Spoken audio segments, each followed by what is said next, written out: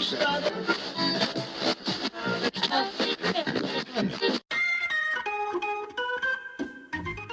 alright? You've clearly got nothing else better to do with your life. Otherwise, why else would you be about to listen to this bunch of lame-ass, smelly, northern, probably inbred, pie-eating, matted hair-having, dirty fingernailed, crusty-eyed, shark degree-owning bell shafts who collectively call themselves The Wireless Show?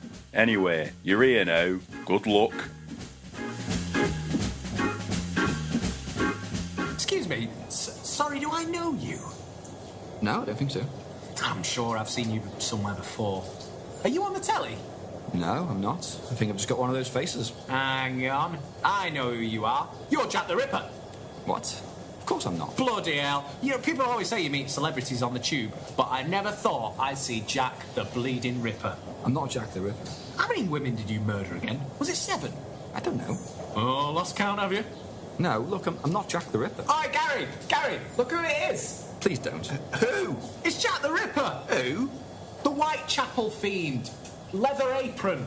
Oh, yes, so it is. Pleasure to meet you. Gary Lunt, huge fan. No, I'm not Jack the Ripper. And you shouldn't be huge fans. He was a terrible human being. It's so nice to meet a celebrity who's modest. You know, most of them are so up themselves. Hey, let's have a photo. Yeah. No. Oh, come on, mate. You may be a psychotic defiler of women, but you don't have to be a dick. Are you on Twitter? No. Well, yeah, I am, but I'm not Jack the Ripper. Okay, Gary, you get on the floor, and Jack, if you could stand over him and pretend you're stabbing him. Huh? No, I think that would be in bad taste. 1, 2, 3, everybody say, Freemason conspiracy. Freemason conspiracy. Let's see. Ah, that's brilliant! You've captured his empty, dead-eyed expression perfectly. Hashtag Jack the Ripper selfie. I've got to go now. This is my stop. Look, he's getting off at Whitechapel. He's returned to the scene of his crimes. Come on, random tubers. Let's follow the Ripper to his lair. Right you are, Governor. He's heading for the apples and pears.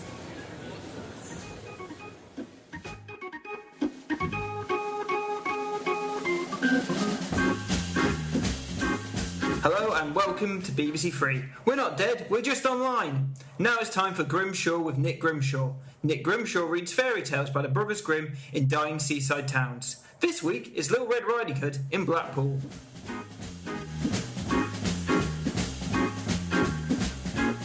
Everything you know is wrong. Everything you think is factually horseshit. The world you take for granted is a hall of mirrors, constructed by the bricklayers of deceit, and built on a foundation of lies. We are your one light in the desert. We are the gospel of truth. Welcome to Hoaxbusters.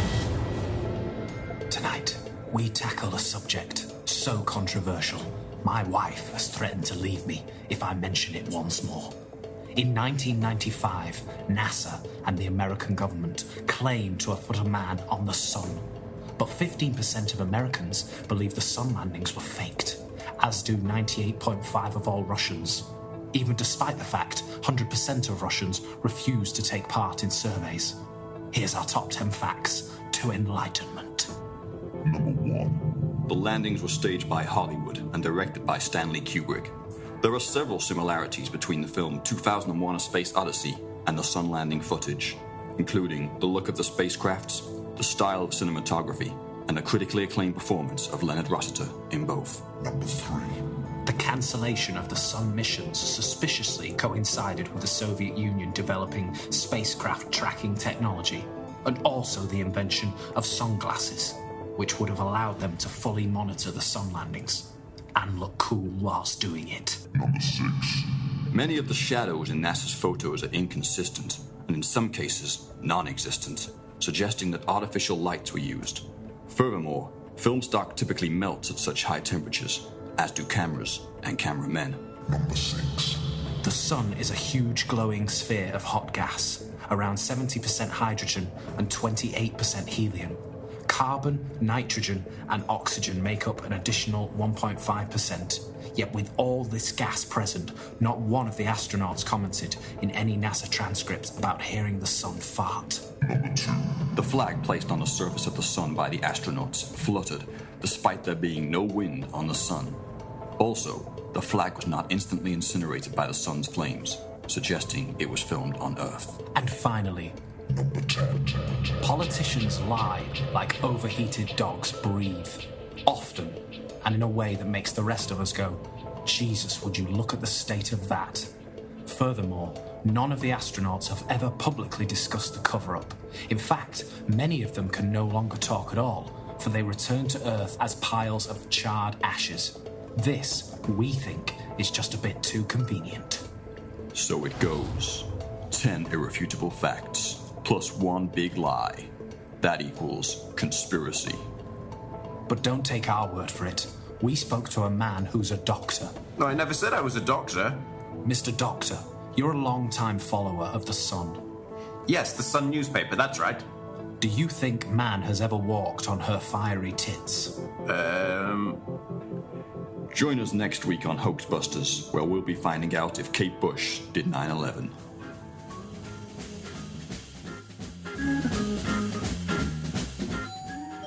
Somebody at the door. I wonder who that could be. Hello? Robert Lothlorien Dean, you are hereby under arrest. You do not have to say anything, but it may harm your defence if you do not mention, when questioned, something which you will later rely on in court. Anything you do say may be given evidence. Under arrest? On what charge? Tell him, Sergeant. On the charge of being Jack the Ripper, a.k.a. the Whitechapel Fiend, a.k.a. Leather Apron, a.k.a. Saucy Jack. But I'm not Jack the Ripper. Oh, yeah? Well, how do you explain this photo of you leaning over one of your victims, then? Those were just guys on the tube who thought I was Jack the Ripper. Seems like an unlikely story to me, boss. Indeed it does, Sergeant.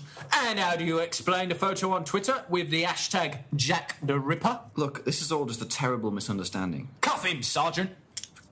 God's sakes, Jack the Ripper was over 100 years ago. Whoever it was would surely be long dead by now. You seem to know an awful lot about Jack the Ripper for someone who claims he knows nothing about him. Excellent point, Sergeant. Take him down to the station.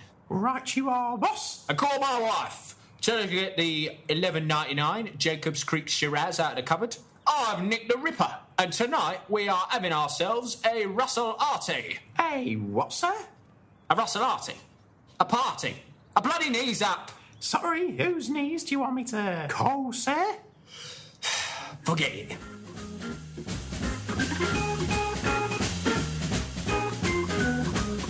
I told you, didn't I tell you? Shite. Absolute shite. They are on Twitter though, if you want to give them a follow like. Anyway, I think you should all go and think about what you've done. See you later.